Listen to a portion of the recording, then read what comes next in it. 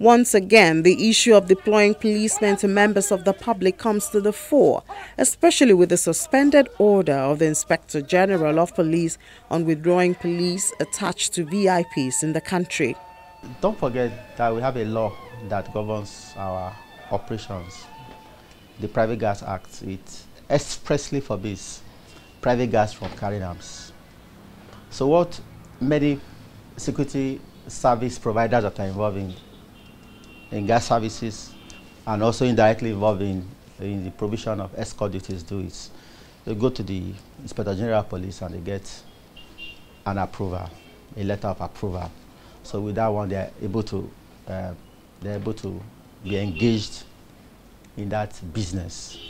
So what that means basically is that they can deploy policemen that are armed using the approval that they have been given. So it's a relationship between the police and the private security company. So the issue of the police taking a job does not arise because the way it works is someone that needs armed escort comes to us, comes to the guard company, to the private guard company that needs armed escort.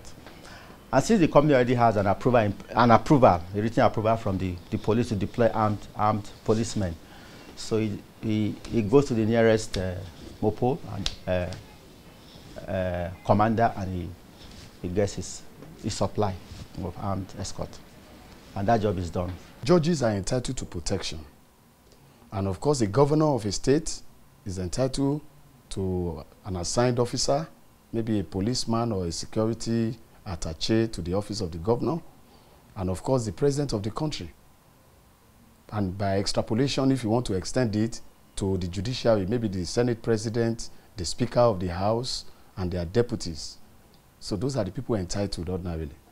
The law only stipulates certain categories of officers who are entitled to police protection under their regulations. And of course, those high state functionaries are entitled as of right to some protection because of the peculiar position they occupy and the function they perform for the state. But for other categories of persons, the Police Act, I think Section 4 of the Police Act, gives the police the duty to protect life and property. Usually, some of the senior police officers are hiding under that provision to say they want to protect the lives of these people, they will protect their property, so they assign police to guide them and all that. But I think it's superfluous because obviously if you look at it, what is the strength of the police force itself in regards to the population of the country? It has been said that at least we have about 150,000 police officers for almost 240 million people. So you can see that obviously the percentage of the police to person ratio is very, very insignificant. Legal practitioner Deji Olaleye is more concerned about the welfare of members of the Nigerian police force because the victim may be Sergeant Sunday Ibrahim today, but the system affects the whole force. I think there are regulations, the police service regulations, that deals with the conditions of service of police officers and maybe some emolument to them, to the family, in the event that there is death or injury, maybe permanent disability or temporary disability as the case may be. And there are regulations, there are conditions of service. But I can tell you those conditions are very, very poor. They are very, very poor. I mean, you can imagine officers that are daily, that have given their life completely to the nation to protect us, you know, while we sleep, and there are not enough provisions for their welfare, even while in service, not to talk of when they are dead. And we are not even sure this man is dead as of today. So we are not really clear about the situation, whether the condition of service that relates to death, or the ones that relates to gratuity, or the ones that relates to maybe retirement. So one is not even sure. That is the unfortunate situation we are in this matter now. Dr. Ikomu shares some security tips which he believes could save lives, especially in the case engaging security services.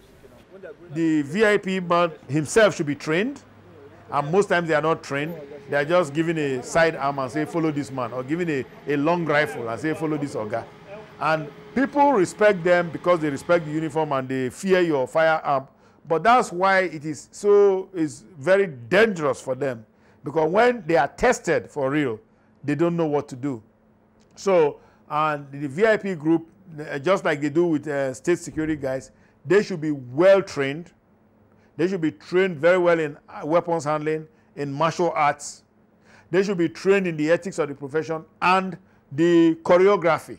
You know, the way the VIP work is done, the actual choreography. It's not just about wearing dark goggles and looking frightening. It's about saving a life when the need arises.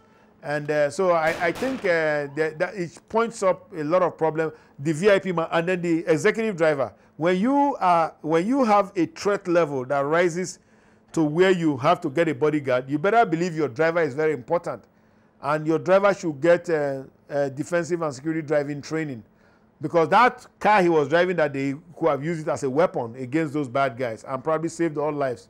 You know, and you know, it wouldn't have been necessary to have for the VIP to have lost his nephew, which is confirmed at this point, and for the gentleman to have jumped into the bush.